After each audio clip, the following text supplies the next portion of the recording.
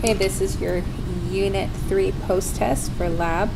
The rectangle has dimensions of 12 inches and 9 inches. Which of the dimensions below belong to a similar rectangle?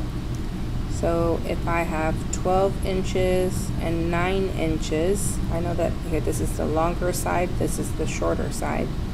One thing I can do is to simplify to find my smallest ratio.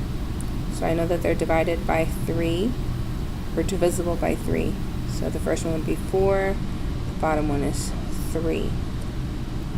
So now I'm going to build, we're going to say 4/3 is equal to 6 over 4.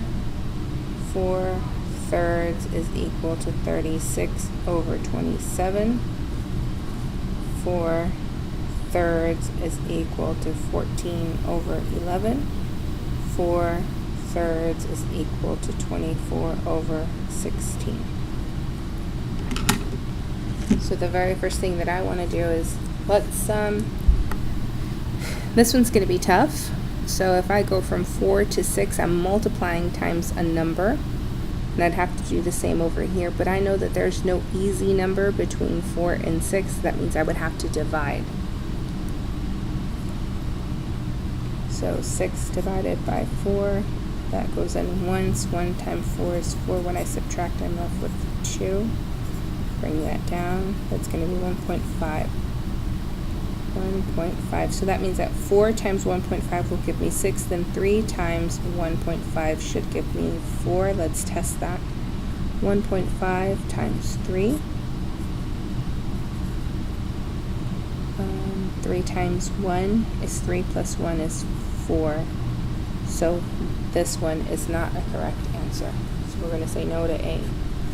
Let's look at B. From 4 to 36. 4 times what number will give me 36? Well, 4 times 9. So let's multiply. 9 is my scale factor, and 3 times 9 is 27. So actually this one works. The correct answer is B.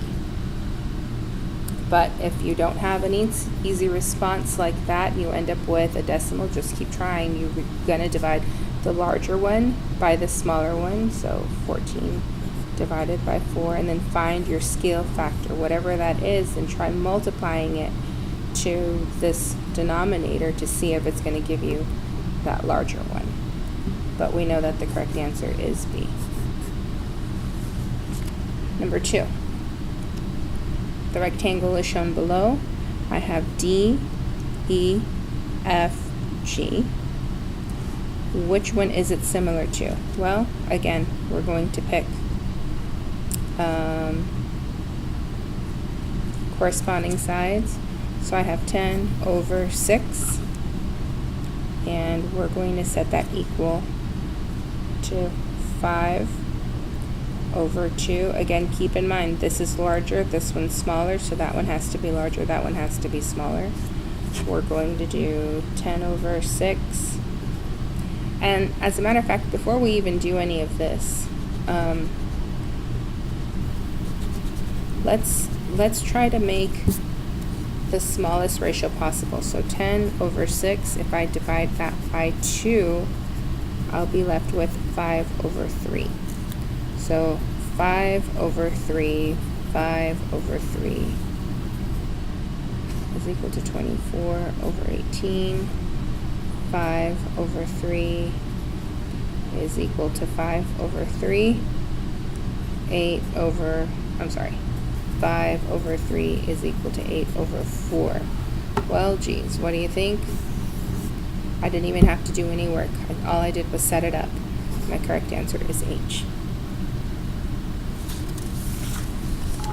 Number 3.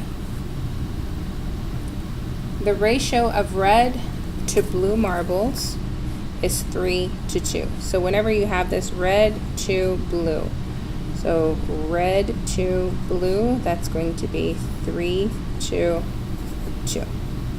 If there are 18 red marbles, so 18 red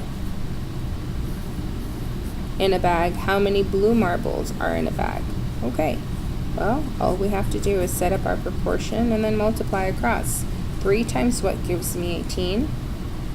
6. And whatever I do to the top, I do to the bottom. So then 2 times 6 is 12. Your correct answer should be D. Number 4. A florist received a shipment of 16 dozen roses. The original order was 20 dozen. What percent of the order did not arrive? Okay, well, even though this is part of this actually is not something that we've been working with. However, I am going to show you how this functions. But at the end, you minutes to the check office or transfer? 16 dozen roses is what they ordered.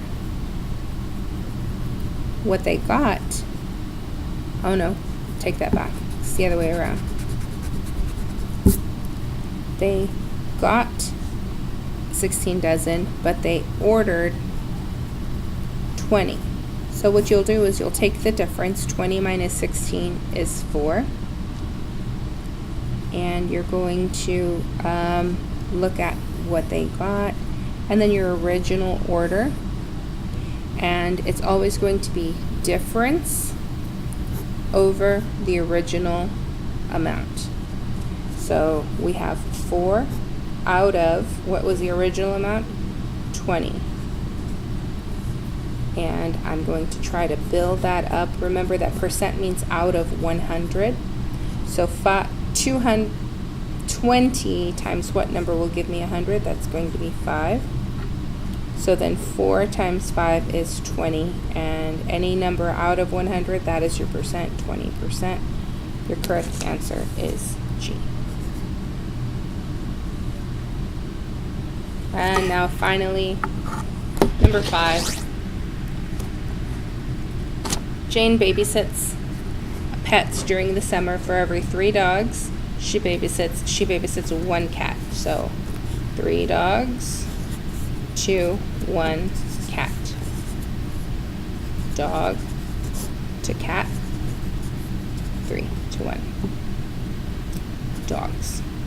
If she's babysitting 12 dogs, again, we're going to make sure that they're corresponding. How many cats will she be babysitting? Well, let's build up. 3 times what gives me 12? Times 4 times 4. So 1 times 4 is 4. She should have 4 cats.